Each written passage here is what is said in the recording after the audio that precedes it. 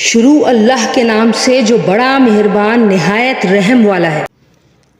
اب یہ بیوقوف لوگ کہیں گے کہ آخر وہ کیا چیز ہے جس نے ان مسلمانوں کو اس قبیلے سے رخ پھیرنے پر آمادہ کر دیا جس کی طرف وہ منہ کرتے چلے آ رہے تھے۔ چنانچہ آپ کہہ دیجئے کہ مشرق اور مغرب سب اللہ ہی کے ہیں، وہ جس کو چاہتا ہے سیدھی راہ کی ہدایت کر دیتا ہے۔ اور مسلمانوں اسی طرح تو ہم نے تم کو ایک معتدل امت بنا دیا تاکہ تم دوسرے لوگوں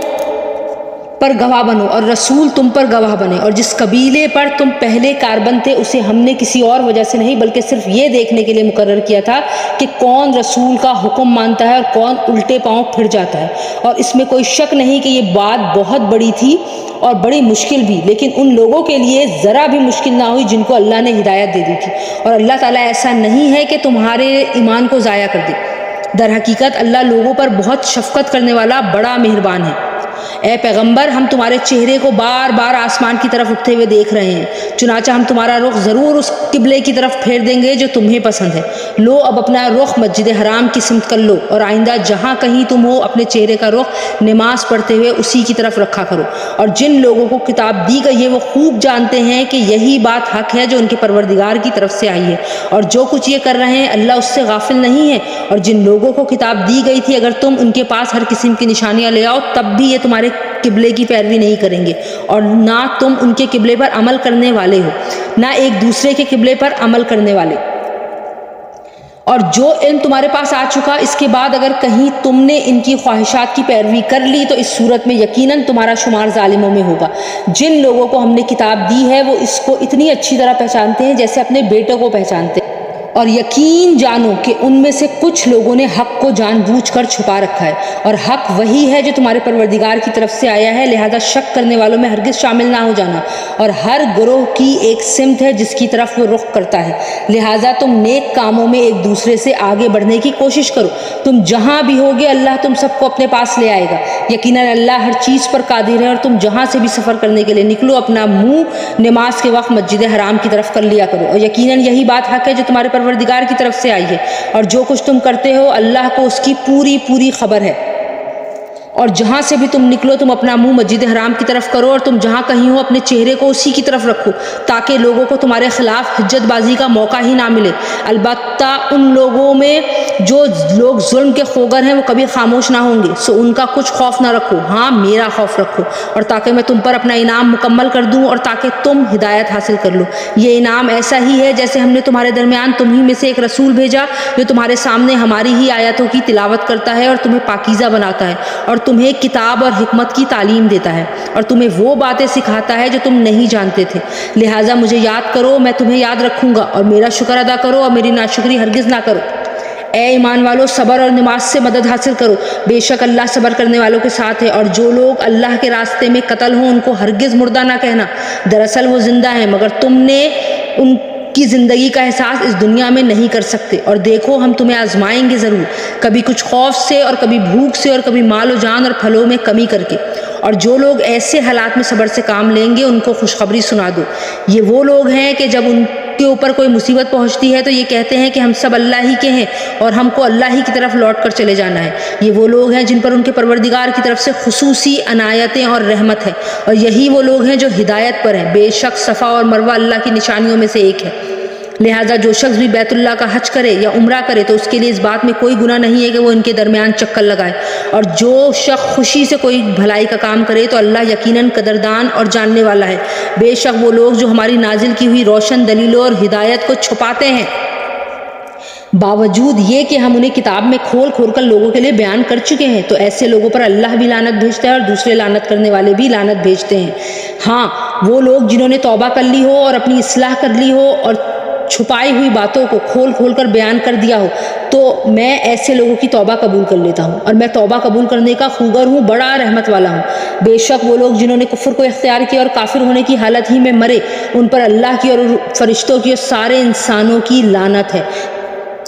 وہ ہمیشہ اسی پھٹکار میں رہیں گے، نہ ان پر سے عذاب کو ہلکا کیا جائے گا اور نہ ہی ان کو مہلت دی جائے گی۔ تمہارا خدا ایک ہی خدا ہے، اس کے سوا کوئی خدا نہیں جو سب پر مہربان بہت مہربان ہے۔ بے شک آسمانوں اور زمین کی تخلیق تخلیق میں، رات دن کے لگاتار آنے اور جانے میں، ان کشتیوں میں جو لوگوں کے فائدے کا سامان لے کر سمندر میں تیرتی ہے، اس پانی میں جو اللہ نے آسمان سے اتارا اور اس کے ذریعے زمین کو اس کے مردہ ہو جانے کے بعد زندگی بخشی، اور اس میں ہر قسم کے جانور پھیلا دیے، اور ہواؤں کی گردش میں اور ان بادلوں میں جو آسمان اور زمین کے درمیان تابعدار بن کر کام میں لگے ہوئے ہیں، ان لوگوں کے لیے کھلی نشانیاں ہی نشانیاں ہیں جو اپنی عقل سے کام لیتے ہیں۔ اور اس کے باوجود لوگوں میں کچھ وہ بھی ہیں جو اللہ کے علاوہ دوسروں کو اس کی خدائی میں اس طرح شریک قرار دیتے ہیں کہ ان سے ایسی محبت رکھتے ہیں جیسے اللہ سے محبت رکھنی چاہیے، اور جو لوگ ایمان لا چکے ہیں وہ اللہ ہی سے سب سے زیادہ محبت رکھتے ہیں۔ اور کاش کہ یہ ظالم جب دنیا میں کوئی تکلیف دیکھتے ہیں تو اسی وقت یہ سمجھ لیا کریں کہ تمام تر طاقت اللہ ہی کو حاصل ہے، اور یہ کہ اللہ کا عذاب آخرت میں اس وقت بڑا سخت ہوگا جب وہ پیشوا جن کے پیچھے یہ لوگ چلتے رہے ہیں اپنے پیروکاروں سے مکمل بے تعلقی کا اعلان کر دیں گے، اور یہ سب لوگ عذاب کو اپنی آنکھوں کے سامنے دیکھ لیں گے، اور ان کے تمام باہمی رشتے ٹوٹ کر کٹ کر رہ جائیں گے۔ اور جنہوں نے ان پیشواؤں کی پیروی کی تھی وہ کہیں گے کہ کاش ہمیں ایک مرتبہ پھر دنیا میں لوٹنے کا موقع دے دیا جائے تو ہم بھی ان پیشواؤں سے اسی طرح بے تعلقی کا اعلان کریں جیسے انہوں نے ہم سے بے تعلقی کا اعلان کیا ہے۔ اسی طرح اللہ انہیں دکھا دے گا کہ ان کے اعمال آج ان کے لیے حسرت ہی حسرت بن چکے ہیں، اور اب وہ کسی صورت دوزخ سے نکلنے والے نہیں ہیں۔ اے لوگو، زمین میں جو حلال اور پاکیزہ چیزیں ہیں وہ کھاؤ، اور شیطان کے نقش قدم پر نہ چلو، یقین جانو وہ تمہارے لیے ایک کھلا دشمن ہے۔ وہ تو تم کو یہی حکم دے گا کہ تم بدی اور بے حیائی کے کام کرو، اللہ کے ذمہ وہ باتیں لگاؤ جن کا تمہیں علم نہیں ہے۔ اور جب ان کافروں سے کہا جاتا ہے کہ اس کلام کی پیروی کرو جو اللہ نے اتارا ہے تو کہتے ہیں کہ ہم تو ان باتوں کی پیروی کریں گے جس پر ہم نے اپنے باپ داداؤں کو پایا ہے۔ بھلا کیا اس صورت میں بھی ان کو یہی چاہیے جب ان کے باپ دادا دین کی ذرا بھی سمجھ نہ رکھتے ہوں اور انہوں نے کوئی آسمانی ہدایت بھی حاصل نہ کی ہو؟ اور جن لوگوں نے کفر کو اپنا لیا ہے ان کو حق کی دعوت دینے کی مثال کچھ ایسی ہے جیسے کوئی شخص ان جانوروں کو زور زور سے بلائے جو ہانک پکار کے سوا کچھ نہیں سنتے، یہ بہرے گونگے اندھے ہیں لہذا کچھ نہیں سمجھتے۔ اے ایمان والو، جو پاکیزہ چیزیں ہم نے تمہیں رزق کے طور پہ عطا کر دی ہیں ان میں سے جو چاہو کھاؤ اور اللہ کا شکر ادا کرو۔ اگر واقعی تم صرف اسی کی بندگی کرتے ہو، اس نے تو تمہارے لیے بس مردار جانور، خون اور سور کا گوشت حرام کیا ہے، نیز وہ جانور جس پر اللہ کے سوا کسی اور کا نام پکارا گیا ہو۔ ہاں اگر کوئی شخص انتہائی مجبوری کی حالت میں ہو اور ان چیزوں میں سے کچھ کھا لے جبکہ اس کا مقصد نہ لذت حاصل کرنا ہو اور نہ وہ ضرورت ہی کی حد سے آگے بڑھے تو اس پر کوئی گناہ نہیں، یقیناً اللہ بہت بخشنے والا بڑا مہربان ہے۔ حقیقت یہ ہے کہ جو لوگ اللہ کی نازل کی ہوئی کتاب کو چھپاتے ہیں اور اس کے بدلے تھوڑی سی قیمت وصول کر لیتے ہیں وہ اپنے پیٹ میں آگ کے سوا کچھ نہیں بھر رہے۔ قیامت کے دن اللہ ان سے کلام بھی نہیں کرے گا اور نہ ان کو پاک کرے گا اور ان کے لیے درد دینے والا عذاب تیار ہے۔ یہ ہیں وہ لوگ جنہیں ہدایت کے بدلے گمراہی اور مغفرت کے بدلے عذاب کی خریداری کر لی ہے۔ چنانچہ اندازہ کرو کہ یہ دوزخ کی آگ سہنے کے لیے کتنے تیار ہیں۔ یہ سب کچھ اس لیے ہوگا کہ اللہ نے حق پر مشتمل کتاب اتاری ہے، اور جن لوگوں نے ایسی کتاب کے بارے میں مخالفت کا رویہ اختیار کیا ہے وہ زدہ زدی میں بہت دور نکل گئے ہیں۔ نیکی بس یہی تو نہیں ہے کہ اپنے چہرے مشرق یا مغرب کی طرف کر لو، بلکہ نیکی یہ ہے کہ لوگ اللہ پر، آخرت کے دن پر، فرشتوں پر اور اللہ کی کتابوں پر، اس کے نبیوں پر ایمان لائیں، اور اللہ کی محبت میں اپنا مال رشتہ داروں، یتیموں، مسکینوں، مسافروں اور سائلوں کو دیں، اور غلاموں کو آزاد کرانے میں خرچ کریں، اور نماز قائم کریں اور زکوٰۃ ادا کریں، اور جب کوئی عہد کر لیں تو اپنے عہد کو پورا کرنے کے لیے عادی ہوں، اور تنگی اور تکلیف میں نیز جنگ کے وقت صبر اور استقلال کے خوگر ہوں۔ ایسے لوگ وہ ہیں جو سچے کہلانے کے مستحق ہیں، اور یہی لوگ ہیں جو متقی ہیں۔ اے ایمان والو، جو لوگ جان بوجھ کر ناحق قتل کر دیے جائیں ان کے بارے میں تم پر قصاص کا حکم فرض کر دیا گیا ہے۔ آزاد کے بدلے آزاد، غلام کے بدلے غلام، عورت کے بدلے عورت ہی کو قتل کیا جائے، اور پھر اگر قاتل کو اس کے بھائی یعنی مقتول کے وارث کی طرف سے کچھ معافی دے دی جائے یا تو معروف طریقے کے مطابق خون بہا کا مطالبہ کرنا وارث کا حق ہے، اور اسے خوش اسلوبی سے ادا کرنا قاتل کا فرض ہے۔ یہ تمہارے پروردگار کی طرف سے آسانی پیدا کی گئی ہے اور ایک رحمت ہے، اس کے بعد بھی کوئی زیادتی کرے تو وہ دردناک عذاب کا مستحق ہے۔ اور اے عقل رکھنے والو، تمہارے لیے قصاص میں زندگی کا سامان ہے، امید ہے کہ تم اس کی خلاف ورزی سے بچو گے۔ تم پر فرض کیا گیا ہے کہ اگر تم میں سے کوئی اپنے پیچھے مال چھوڑ کر جانے والا ہو تو جب اس کی موت کا وقت قریب آ جائے وہ اپنے والدین اور قریبی رشتہ داروں کے حق میں دستور کے مطابق وصیت کرے۔ یہ متقی لوگوں کے ذمے ایک لازمی حق ہے۔ پھر جو شخص اس وصیحت کو سننے کے بعد اس میں کوئی تبدیلی کرے گا تو اس کا گناہ ان لوگوں پر ہوگا جو اس میں تبدیلی کریں گے۔ یقین رکھو کہ اللہ سب کچھ سنتا ہے، سب کچھ جانتا ہے۔ ہاں اگر کسی شخص کو یہ اندیشہ ہو کہ کوئی وصیت کرنے والا بے جا طرفداری یا گناہ کا ارتکاب کر رہا ہے اور وہ متعلقہ آدمیوں کے درمیان صلح کرا دے تو اس پر کوئی گناہ نہیں۔ بے شک اللہ تعالیٰ بہت بخشنے والا، بڑا مہربان ہے۔ اے ایمان والو، تم پر روزہ فرض کیا گیا ہے جس طرح تم سے پہلے لوگوں پر فرض کیا گیا تھا تاکہ تمہارے اندر تقوی پیدا ہو۔ گنتی کے چند روزے رکھنے ہیں۔ پھر بھی اگر تم میں سے کوئی شخص بیمار ہو یا سفر پر ہو تو دوسرے دنوں میں اتنی ہی تعداد پوری کر لے۔ اور جو لوگ اس کی طاقت رکھتے ہوں ان کے ذمے یہ ہے کہ وہ ایک مسکین کو کھانا کھلا کر روزے کا فدیہ ادا کر دیں۔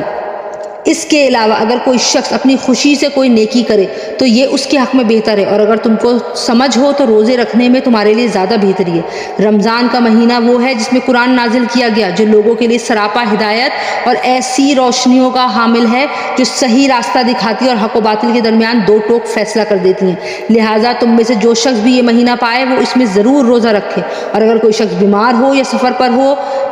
تو دوسرے دنوں میں اتنی ہی تعداد پوری کر لے۔ اللہ تمہارے ساتھ آسانی کا معاملہ کرنا چاہتا ہے اور تمہارے لیے مشکل پیدا کرنا نہیں چاہتا تاکہ تم روزوں کی گنتی پوری کر لو، اور اللہ نے تمہیں جو راہ دکھائی اس پر اللہ کی تکبیر کہو، تم شکر گزار بنو۔ اور اے پیغمبر، جب میرے بندے آپ سے میرے بارے میں پوچھیں تو آپ ان سے کہہ دیجئے کہ میں اتنا قریب ہوں کہ جب کوئی مجھے پکارتا ہے تو میں پکارنے والے کی پکار سنتا ہوں، لہٰذا وہ بھی میری بات دل سے قبول کریں اور مجھ پر ایمان لائیں تاکہ وہ راہ راست پر آ جائیں۔ تمہارے لیے حلال کر دیا گیا ہے کہ روزوں کی رات میں تم اپنی بیویوں سے بے تکلف صحبت کرو، وہ تمہارے لیے لباس ہیں اور تم ان کے لیے لباس ہو۔ اللہ کو علم تھا کہ تم اپنے آپ سے خیانت کر رہے تھے، پھر اس نے تم پر عنایت کی اور تمہاری غلطی معاف فرما دی، چنانچہ اب تم ان سے صحبت کر لیا کرو اور جو کچھ اللہ نے تمہارے لیے لکھ رکھا ہے اسے طلب کرو، اور اس وقت تک کھاؤ پیو جب تک سفید دھاری صبح کی سیاہ دھاری میں ممتاز ہو کر تم پر واضح نہ ہو جائے، اس کے بعد رات آنے تک روزے پورے کرو، اور اپنی بیویوں سے اس حالت میں مباشرت نہ کرو جب تم مسجدوں میں اعتکاف میں بیٹھے ہو۔ یہ اللہ کی مقرر کی ہوئی حدود ہیں، لہٰذا ان کی خلاف ورزی کے قریب بھی مت جانا۔ اسی طرح اللہ اپنی نشانیاں لوگوں کے سامنے کھول کھول کر بیان کرتا ہے تاکہ وہ تقوی اختیار کریں، اور آپس میں ایک دوسرے کا مال ناحق طریقوں سے نہ کھانا،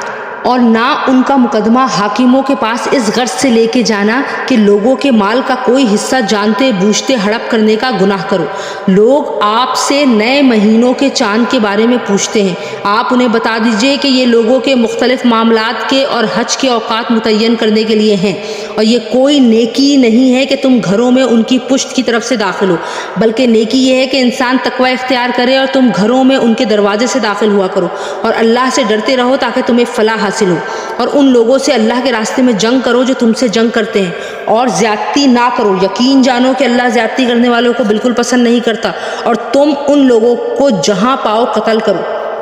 اور انہیں اس جگہ سے نکال باہر کرو جہاں سے انہوں نے تمہیں نکالا تھا، اور فتنہ قتل سے زیادہ سنگین برائی ہے، اور تم ان سے مسجد حرام کے پاس اس وقت تک لڑائی نہ کرو جب تک وہ خود اس میں تم سے لڑائی شروع نہ کرے، ہاں اگر وہ تم سے اس میں لڑائی شروع کرے تو تم ان کو قتل کر سکتے ہو، ایسے کافروں کی یہی سزا ہے۔ پھر اگر وہ باز آ جائیں تو بے شک اللہ بہت بخشنے والا بڑا مہربان ہے، اور تم ان سے لڑتے رہو یہاں تک کہ فتنہ باقی نہ رہے اور دین اللہ کا ہو جائے۔ پھر اگر وہ باز آ جائیں تو سمجھ لو کہ تشدد سوائے ظالموں کے کسی پر نہیں ہونا چاہیے۔ حرمت والے مہینے کا بدلہ حرمت والا مہینہ ہے، اور حرمتوں پر بھی بدلے کے احکام جاری ہوتے ہیں، چنانچہ اگر کوئی شخص تم پر کوئی زیادتی کرے تو تم بھی ویسی ہی زیادتی اس پر کرو جیسی زیادتی اس نے تم پر کی ہو، اور اللہ سے ڈرتے رہو اور اچھی طرح سمجھ لو کہ اللہ انہی کا ساتھ دیتا ہے جو اس کا خوف دل میں رکھتے ہیں، اور اللہ کے راستے میں مال خرچ کرو اور اپنے آپ کو خود اپنے ہاتھوں سے ہلاکت میں نہ ڈالو، اور نیکی اختیار کرو، بے شک اللہ نیکی کرنے والوں سے محبت کرتا ہے، اور حج اور عمرہ اللہ کے لیے پورا پورا ادا کرو، ہاں اگر تمہیں روک دیا جائے تو جو قربانی میسر ہو اللہ کے حضور پیش کر دو، اور اپنے سر اس وقت تک نہ منڈواؤ جب تک قربانی اپنی جگہ نہ پہنچ جائے، ہاں اگر تم میں سے کوئی شخص بیمار ہو یا اس کے سر میں کوئی تکلیف ہو تو روزوں یا صدقے یا قربانی کا فدیہ دے۔ پھر جب امن حاصل کر لو تو جو شخص حج کے ساتھ عمرے کا بھی فائدہ اٹھائے وہ جو قربانی میسر ہو اللہ کے حضور پیش کر دے۔ ہاں اگر کسی کے پاس اس کی طاقت نہ ہو تو وہ حج کے دنوں میں 3 روزے رکھے اور 7 روزے اس وقت جب تم گھروں کو لوٹ جاؤ۔ اس طرح یہ کل 10 روزے ہوں گے۔ یہ حکم ان لوگوں کے لیے ہے جن کے گھر والے مسجد حرام کے پاس نہ رہتے ہیں، اور اللہ سے ڈرتے رہو اور جان رکھو کہ اللہ کا عذاب بڑا سخت ہے۔ حج کے چند متعین مہینے ہیں،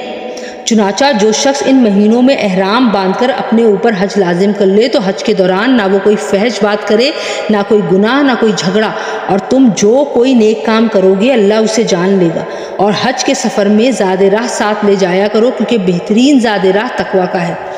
اور اے عقل والو میری نافرمانی سے ڈرتے رہو، تم پر اس بات میں کوئی گناہ نہیں ہے کہ تم حج کے دوران تجارت یا مزدوری کے ذریعے اپنے پروردگار کا فضل تلاش کرو۔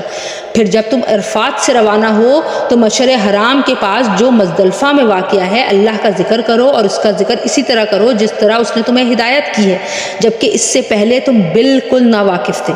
اس کے علاوہ یہ بات بھی یاد رکھو کہ تم اسی جگہ سے روانہ ہو جہاں سے عام لوگ روانہ ہوتے ہیں، اور اللہ سے مغفرت مانگو، بے شک اللہ بہت بخشنے والا بہت بڑا مہربان ہے۔ پھر جب تم اپنے حج کے کام پورے کر چکو تو اللہ کا اس طرح ذکر کرو جیسے تم اپنے باپ داداؤں کا ذکر کیا کرتے ہو، بلکہ اس سے بھی زیادہ ذکر کرو۔ اب بعض لوگ تو وہ ہیں جو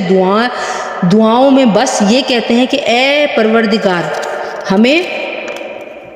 دنیا میں بھلائی عطا فرما، اور آخرت میں ان کا کوئی حصہ نہیں ہوتا، اور انہی میں سے وہ بھی ہیں جو یہ کہتے ہیں کہ اے ہمارے پروردگار ہمیں دنیا میں بھی بھلائی عطا فرما اور آخرت میں بھی بھلائی عطا فرما، اور ہمیں دوزخ کے عذاب سے بچا لیں۔ یہ وہ لوگ ہیں جنہیں اپنے اعمال کی کمائی کا حصہ ثواب کی صورت میں ملے گا، اور اللہ جلد حساب لینے والا ہے۔ اور اللہ کو گنتی کے ان چند دنوں میں جب تم منع میں مقیم ہو یاد کرتے ہو، پھر جو شخص 2 ہی دن میں جلدی چلا جائے اس پر بھی کوئی گناہ نہیں ہے، اور جو شخص 1 دن بعد میں جائے اس پر بھی کوئی گناہ نہیں ہے۔ یہ تفصیل اس کے لیے ہے جو تقوی اختیار کرے، اور تم سب تقوی اختیار کرو اور یقین رکھو کہ تم سب کو اسی کی طرف لے جا کر جمع کیا جائے گا۔ اور لوگوں میں ایک وہ شخص بھی ہے کہ دینوی زندگی کے بارے میں اس کی باتیں تمہیں بڑی اچھی لگتی ہیں، اور جو کچھ اس کے دل میں ہے وہ اس پر اللہ کو گواہ بھی بناتا ہے، حالانکہ وہ تو تمہارے دشمنوں میں سب سے زیادہ کٹر ہے۔ اور جب اٹھ کر جاتا ہے تو زمین میں اس کی دوڑ دھوپ اس لیے ہوتی ہے کہ وہ اس میں فساد مچائے اور فصلیں اور نسلیں تباہ کرے، حالانکہ اللہ فساد کو پسند نہیں کرتا۔ اور جب اس سے کہا جاتا ہے کہ اللہ کا خوف کر تو نخوت اس کو گناہ پر اور آمادہ کر دیتی ہے، چنانچہ ایسے شخص کو تو جہنم ہی راس آئے گی، اور یقین کرو وہ بہت ہی برا بچھونا ہے۔ اور دوسری طرف لوگوں میں وہ شخص بھی ہے جو اللہ کی خوشنودی کی خاطر اپنی جان کا سودا کر لیتا ہے، اور اللہ ایسے بندوں پر بڑا مہربان ہے۔ اے ایمان والو اسلام میں پورے کے پورے داخل ہو جاؤ اور شیطان کے نقش قدم پر نہ چلو، یقین جانو وہ تمہارا کھلا دشمن ہے۔ پھر جو روشن دلائل تمہارے پاس آ چکے ہیں اگر تم ان کے بعد بھی راہ راست سے پھسل گئے تو یاد رکھو اللہ اقتدار میں بھی کامل ہے، حکمت میں بھی کامل۔ یہ کفار ایمان لانے کے لیے اس کے سوا کس بات کا انتظار کر رہے ہیں کہ اللہ خود بادل کے سائبانوں میں ان کے سامنے موجود ہو اور فرشتے بھی اس کے ساتھ ہوں اور سارا معاملہ ابھی چکا دیا جائے، حالانکہ آخر کار سارے معاملات اللہ ہی کی طرف تو لوٹ کر رہیں گے۔ بنی اسرائیل سے پوچھو ہم نے ان کو کتنی ساری کھلی نشانیاں دی تھیں، اور جس شخص کے پاس اللہ کی نعمت آ چکی ہو پھر وہ اس کو بدل ڈالے تو اسے یاد رکھنا چاہیے کہ اللہ کا عذاب بڑا سخت ہے۔ جن لوگوں نے کفر اپنا لیا ہے ان کے لیے دینوی زندگی بڑی دلکش بنا دی گئی ہے، اور وہ اہل ایمان کا مذاق اڑاتے ہیں، حالانکہ جنہوں نے تقوی اختیار کیا ہے وہ قیامت کے دن ان سے کہیں بلند ہوں گے، اور اللہ جس کو چاہتا ہے بے حساب رزق عطا کرتا ہے۔ شروع میں سارے انسان ایک ہی دین کے پیرو تھے، پھر جب ان میں اختلاف ہوا تو اللہ نے نبی بھیجے جو حق والوں کو خوشخبری سناتے اور باطل والوں کو ڈراتے تھے، اور ان کے ساتھ حق پر مشتمل کتاب نازل کی تاکہ وہ لوگوں کے درمیان ان باتوں کا فیصلہ کرے جن میں ان کا اختلاف تھا۔ اور افسوس کی بات تو یہ ہے کہ کسی اور نے نہیں بلکہ خود انہوں نے جن کو وہ کتاب دی گئی تھی روشن دلائل آ جانے کے بعد بھی صرف باہمی ضد کی وجہ سے اسی کتاب میں اختلاف نکال لیا۔ پھر جو لوگ ایمان لائے اللہ نے انہیں اپنے حکم سے حق کی باتوں میں راہ راست تک پہنچا دیا جن میں انہوں نے اختلاف کیا تھا، اور اللہ جسے چاہتا ہے راہ راست تک پہنچا دیتا ہے۔ مسلمانوں کیا تم نے یہ سمجھ رکھا ہے کہ تم جنت میں یوں ہی داخل ہو جاؤ گے، حالانکہ ابھی تمہیں اس جیسے حالات پیش ہی نہیں آئے جیسے ان لوگوں کو پیش آئے تھے جو تم سے پہلے ہو گزرے ہیں۔ ان پر سختیاں اور تکلیفیں آئیں اور انہیں ہلا ڈالا گیا، یہاں تک کہ رسول اور ان کے ایمان والے ساتھی بھی بول اٹھے کہ اللہ کی مدد آخر کب آئے گی؟ یاد رکھو اللہ کی مدد نزدیک ہی ہے۔ لوگ آپ سے پوچھتے ہیں کہ وہ اللہ کی خوشنودی کے لیے کیا خرچ کریں؟ آپ کہہ دیجئے کہ جو مال بھی تم خرچ کرو وہ والدین، قریبی رشتہ داروں، یتیموں، مسکینوں اور مسافروں کے لیے ہونا چاہیے، اور تم بھلائی کا جو بھی کام کرو گے اللہ اس سے پوری طرح باخبر ہے۔ تم پر دشمنوں سے جنگ کرنا فرض کر دیا گیا ہے اور وہ تم پر گراں ہیں، اور یہ عین ممکن ہے کہ تم ایک چیز کو برا سمجھو حالانکہ وہ تمہارے حق میں بہترین ہو، اور یہ بھی ممکن ہے کہ تم ایک چیز کو پسند کرو حالانکہ وہ تمہارے حق میں بری ہو، اور اصل حقیقت تو اللہ جانتا ہے اور تم نہیں جانتے۔ لوگ آپ سے حرمت والے مہینے کے بارے میں پوچھتے ہیں کہ اس میں جنگ کرنا کیسا ہے؟ آپ کہہ دیجئے کہ اس میں جنگ کرنا بڑا گناہ ہے، مگر لوگوں کو اللہ کے راستے سے روکنا، اس کے خلاف کفر کی روش اختیار کرنا، مسجد حرام پر بندش لگانا اور اس کے باسیوں کو وہاں سے نکال باہر کرنا اللہ کے نزدیک زیادہ بڑا گناہ ہے، اور فتنہ قتل سے بھی زیادہ سنگین چیز ہے۔ اور یہ کافر تم لوگوں سے برابر جنگ کرتے رہیں گے یہاں تک کہ اگر ان کا بس چلے تو یہ تم کو تمہارے دین چھوڑنے پر آمادہ کر دیں، اور اگر تم میں سے کوئی شخص اپنا دین چھوڑ دے اور کافر ہونے کی حالت ہی میں مرے تو ایسے لوگوں کے اعمال دنیا اور آخرت دونوں میں ہی اکارت ہو جائیں گے، ایسے لوگ دوزخ والے ہیں اور وہ ہمیشہ اسی میں رہیں گے۔ اس کے برخلاف جو لوگ ایمان لائے اور جنہوں نے ہجرت کی اور اللہ کے راستے میں جہاد کیا تو وہ بے شک اللہ کی رحمت کے امیدوار ہیں، اور اللہ بہت بخشنے والا بڑا مہربان ہے۔ لوگ آپ سے شراب اور جوئے کے بارے میں پوچھتے ہیں، آپ کہہ دیجئے کہ ان دونوں میں بڑا گناہ بھی ہے اور لوگوں کے لیے کچھ فائدے بھی ہیں، اور ان دونوں کا گناہ ان کے فائدے سے زیادہ بڑا ہوا ہے۔ اور لوگ آپ سے پوچھتے ہیں کہ وہ اللہ کی خوشنودی کے لیے کیا خرچ کریں؟ آپ کہہ دیجئے کہ جو تمہاری ضرورت سے زائد ہو۔ اللہ اسی طرح اپنے احکام تمہارے لیے صاف صاف بیان کرتا ہے تاکہ تم غور و فکر سے کام لو، دنیا کے بارے میں بھی اور آخرت کے بارے میں بھی۔ اور لوگ آپ سے یتیموں کے بارے میں پوچھتے ہیں، آپ کہہ دیجئے کہ ان کی بھلائی چاہنا نیک کام ہے، اور اگر تم ان کے ساتھ مل جل کر رہو تو کچھ حرج نہیں کیونکہ وہ تمہارے بھائی ہی تو ہیں، اور اللہ خوب جانتا ہے کہ کون معاملات بگاڑنے والا ہے اور کون معاملات سنوارنے والا۔ اور اگر اللہ چاہتا تو تمہیں مشکل میں ڈال دیتا، یقیناً اللہ کا اقتدار بھی کامل ہے، حکمت بھی کامل۔ اور مشرک عورتوں سے اس وقت تک نکاح نہ کرو جب تک کہ وہ ایمان نہ لائیں،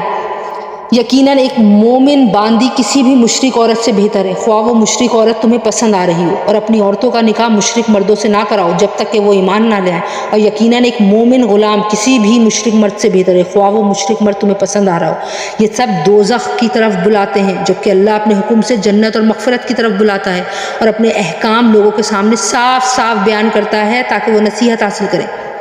اور لوگ آپ سے حیض کے بارے میں پوچھتے ہیں، آپ کہہ دیجئے کہ وہ گندگی ہے، لہٰذا حیض کی حالتوں میں عورتوں سے الگ رہو، اور جب تک وہ پاک نہ ہو جائے ان سے قربت یعنی جمع نہ کرو۔ ہاں جب وہ پاک ہو جاؤ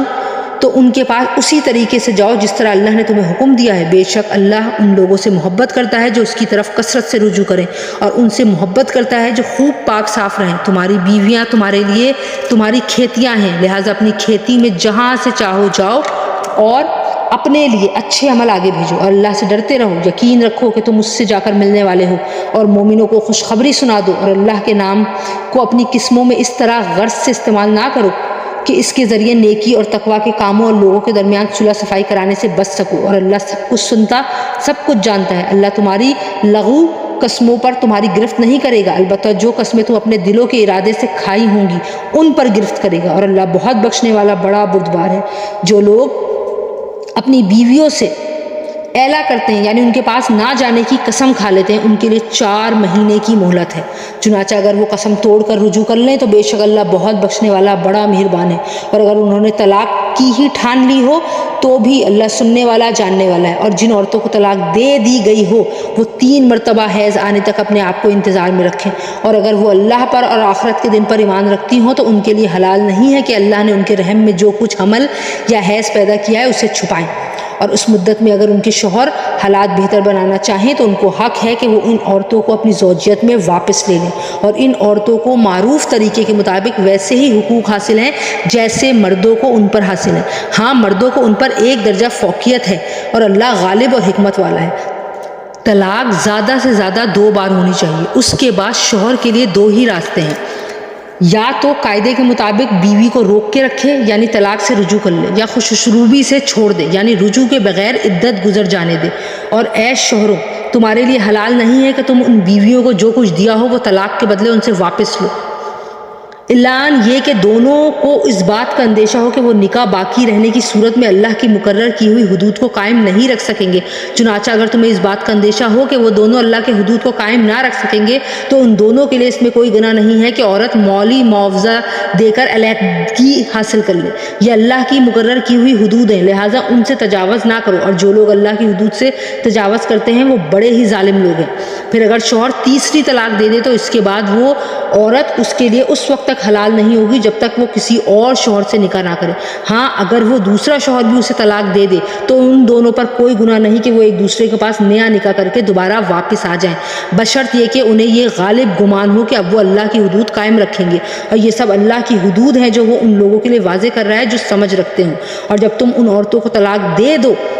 اور وہ اپنی عدت کے قریب پہنچ جائیں تو یا تو ان کو بھلائی کے ساتھ اپنی زوجیت میں روک رکھو یا انہیں بھلائی کے ساتھ چھوڑ دو، اور انہیں ستانے کی خاطر اس لیے روک کر نہ رکھو کہ ان پر ظلم کر سکو، اور جو شخص ایسا کرے گا وہ خود اپنی ہی جان پر ظلم کرے گا۔ اور اللہ کی آیتوں کو مذاق مت بناؤ، اور اللہ نے تم پر جو انعام فرمایا ہے اسے اور تم پر جو کتاب اور حکمت کی باتیں تمہیں نصیحت کرنے کے لیے نازل کی ہیں انہیں یاد رکھو، اور اللہ سے ڈرتے رہو، اور جان رکھو کہ اللہ ہر چیز کو خوب جانتا ہے۔ اور جب تم نے عورتوں کو طلاق دے دی ہو اور وہ اپنی عدت کو پہنچ جائیں تو اے میکے والو انہیں اس بات سے منع نہ کرو کہ وہ اپنے پہلے شوہروں سے دوبارہ نکاح کریں، بشرط یہ کہ وہ بھلائی کے ساتھ ایک دوسرے سے راضی ہو گئے ہوں۔ ان باتوں کی نصیحت تم میں سے ان لوگوں کو کی جا رہی ہے جو لوگ اللہ اور یوم آخرت پر ایمان رکھتے ہیں، یہی تمہارے لیے زیادہ ستھرا اور پاکیزہ طریقہ ہے۔ اللہ جانتا ہے اور تم نہیں جانتے۔ اور مائیں اپنے بچوں کو پورے 2 سال تک دودھ پلائیں، یہ مدت ان کے لیے ہے جو دودھ پلانے کی مدت پوری کرنا چاہیں، اور جس باپ کا وہ بچہ ہے اس پر واجب ہے کہ وہ معروف طریقے سے ان ماؤں کے کھانے اور لباس کا خرچ اٹھائے۔ ہاں کسی شخص کو اس کی وسعت سے زیادہ تکلیف نہیں دی جاتی، نہ تو ماں کو اپنے بچے کی وجہ سے ستایا جائے اور نہ باپ کو اپنے بچے کی وجہ سے ستایا جائے، اور اسی طرح کی ذمہ داری وارث پر بھی ہے۔ پھر اگر وہ دونوں یعنی والدین آپس کی رضامندی اور باہمی مشورے سے 2 سال گزرنے سے پہلے ہی دودھ چھڑانا چاہیں تو اس میں بھی ان پر کوئی گناہ نہیں ہے۔ اور اگر تم یہ چاہو کہ اپنے بچوں کو کسی انا سے دودھ پلواؤ تو بھی تم پر کوئی گناہ نہیں، جبکہ تم نے جو اجرت ٹھہرائی تھی وہ دودھ پلانے والی انا کو بھلے طریقے سے دے دیا کرو۔ اور اللہ سے ڈرتے رہو اور جان رکھو کہ اللہ تمہارے سارے کاموں کو اچھی طرح دیکھ رہا ہے۔ اور تم میں سے جو لوگ وفات پا جائیں اور بیویاں چھوڑ کر جائیں تو وہ بیویاں اپنے آپ کو 4 مہینے اور 10 دن انتظار میں رکھیں گی، پھر جب وہ اپنی عدت کی میعاد کو پہنچ جائیں تو وہ اپنے بارے میں جو کارروائی مثلاً دوسرا نکاح قاعدے کے مطابق کریں تو تم پر کچھ گناہ نہیں، اور جو کچھ تم کرتے ہو اللہ اس سے پوری طرح باخبر ہے۔ اور عدت کے دوران اگر تم ان عورتوں کو اشارے کنائے میں نکاح کا پیغام دو یا ان سے نکاح کا ارادہ دل میں چھپائے رکھو تو تم پر کوئی گناہ نہیں ہے۔ اللہ جانتا ہے کہ تم ان سے نکاح کا خیال تو دل میں لاؤ گے لیکن ان سے نکاح کا 2 طرفہ وعدہ مت کرنا، اللہ یہ کہ مناسب طریقے سے کوئی بات کہہ دو، اور نکاح کا عقد پکا کرنے کا اس وقت تک ارادہ بھی مت کرنا جب تک عدت کی مقررہ مدت اپنی میعاد کو نہ پہنچ جائے۔ اور یاد رکھو کہ جو کچھ تمہارے دلوں میں ہے اللہ اسے خوب جانتا ہے، لہٰذا اس سے ڈرتے رہو اور یاد رکھو کہ اللہ بہت بخشنے والا بڑا بردبار ہے۔ تم پر اس میں کوئی بھی گناہ نہیں کہ تم عورتوں کو ایسے وقت طلاق دو جب ابھی تم نے ان کو چھوا بھی نہ ہو اور نہ ان کے لیے کوئی مہر مقرر کیا ہو، اور ایسی صورت میں ان کو کوئی تحفہ دو۔ خوشحال شخص اپنی حیثیت کے مطابق اور غریب آدمی اپنی حیثیت کے مطابق بھلے طریقے سے یہ تحفہ دے، یہ نیک آدمیوں پر ایک لازمی حق ہے۔ اور اگر تم نے انہیں چھونے سے پہلے ہی اس حالت میں طلاق دی ہو جبکہ ان کے لیے نکاح کے وقت کوئی مہر مقرر کر لیا تھا تو جتنا مہر تم نے مقرر کیا تھا اس کا آدھا دینا واجب ہے، الا یہ کہ وہ عورتیں رعایت کر دیں اور آدھے مہر کا بھی مطالبہ نہ کریں، یا وہ شوہر جس کے ہاتھ میں نکاح کی گرہ ہے رعایت کرے اور پورا مہر دے دے، اور اگر تم رعایت کرو تو یہ تقویٰ کے زیادہ قریب ہے۔ اور آپس میں فراغ دلی کا برتاؤ کرنا مت بھولو، جو عمل بھی تم کرتے ہو اللہ یقیناً اسے دیکھ رہا ہے۔ تمام نمازوں کا پورا خیال رکھو اور خاص طور پر بیچ کی نماز کا، اور اللہ کے سامنے باادب فرمانبردار بن کر کھڑے ہوا کرو۔ اور اگر تمہیں دشمن کا خوف لاحق ہو تو کھڑے کھڑے یا سوار ہونے کی حالت ہی میں نماز پڑھ لو، پھر جب تم امن کی حالت میں آ جاؤ تو اللہ کا ذکر اس طریقے سے کرو جو اس نے تمہیں سکھایا ہے جس سے تم پہلے ناواقف تھے۔ اور تم میں سے جو لوگ وفات پا جائیں اور اپنے پیچھے بیویاں چھوڑ جائیں تو وہ اپنی بیویوں کو حق میں یہ نصیحت کر جایا کریں کہ 1 سال تک وہ ترکے سے نفقہ وصول کرنے کا فائدہ اٹھائیں گی اور کو شوہر کے گھر سے نکالا نہیں جائے گا۔ ہاں اگر وہ خود نکل جائیں تو اپنے حق میں قاعدے کے مطابق وہ جو کچھ بھی کریں اس میں تم پر کوئی گناہ نہیں ہوگا، اور اللہ صاحب اقتدار بھی ہے، صاحب حکمت بھی۔ اور متعلقہ عورتوں کو قاعدے کے مطابق فائدہ پہنچانا متقیوں پر ان کا حق ہے۔ اللہ اپنے احکام اسی طرح وضاحت سے تمہارے سامنے بیان کرتا ہے تاکہ تم سمجھداری سے کام لو۔ کیا تمہیں ان لوگوں کا حال معلوم نہیں ہوا جو موت سے بچنے کے لیے اپنے گھروں سے نکل آئے تھے اور وہ ہزاروں کی تعداد میں تھے؟ چنانچہ اللہ نے ان سے کہا مر جاؤ، پھر انہیں زندہ کیا۔ حقیقت یہ ہے کہ اللہ لوگوں پر بہت زیادہ فضل فرمانے والا ہے،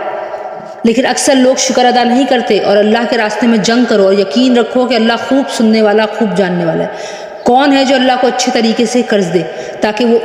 اسے اس کے مفاد میں اتنا بڑھائے چڑھائے کہ وہ بدرے جہاں زیادہ ہو جائے؟ اور اللہ ہی تنگی پیدا کرتا ہے اور وہی وسعت دیتا ہے، اور اسی کی طرف تم سب کو لوٹایا جائے گا۔ کیا تمہیں موسیٰ کے بعد بنی اسرائیل کے گروہ کے اس واقعے کا علم نہیں ہوا جب انہوں نے اپنے ایک نبی سے کہا تھا کہ ہمارا ایک بادشاہ مقرر کر دیجیے تاکہ اس کے جھنڈے تلے ہم اللہ کے راستے میں جنگ کر سکیں؟ نبی نے کہا کیا تم لوگوں سے یہ بات کچھ بعید ہے کہ جب تم پر جنگ فرض کی جائے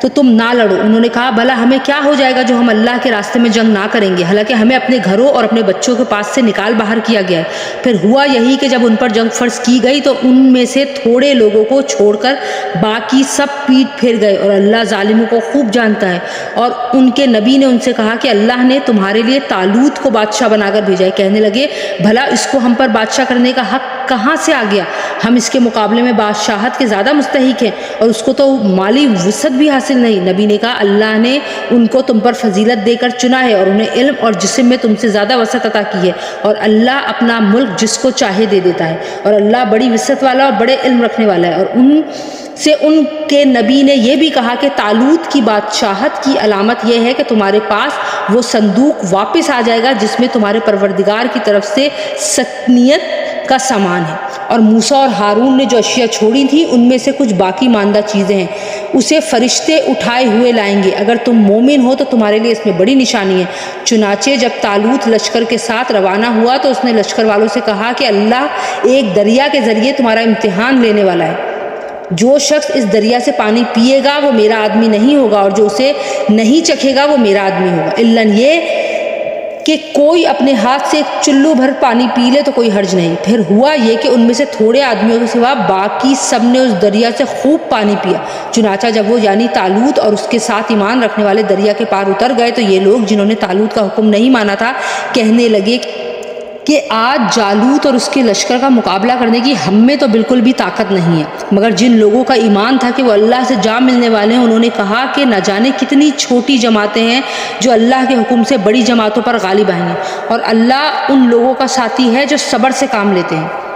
اور جب یہ لوگ جالوت اور اس کے لشکروں کے آمنے سامنے ہوئے تو انہوں نے کہا اے ہمارے پروردگار، صبر اور استقلال کی صفت ہم پر انڈیل دے، ہمیں ثابت قدمی بخش دے اور ہمیں اس کافر قوم کے مقابلے میں فتح عطا فرما۔ چنانچہ انہوں نے اللہ کے حکم سے ان جالوت کے ساتھیوں کو شکست دی، اور داؤد نے جالوت کو قتل کر دیا، اور اللہ نے اس کو سلطنت اور دانائی عطا کی، اور جو علم چاہا اس کو عطا فرمایا۔ اگر اللہ لوگوں کا ایک دوسرے کے ذریعے دفاع نہ کرے تو زمین میں فساد پھیل جائے، لیکن اللہ تمام جہانوں پر بڑا فضل فرمانے والا ہے۔ یہ اللہ کی آیات ہیں جو ہم آپ کے سامنے ٹھیک ٹھیک پڑھ کر سناتے ہیں، اور آپ بے شک ان پیغمبروں میں سے ہیں جو کہ رسول بنا کر بھیجے گئے ہیں۔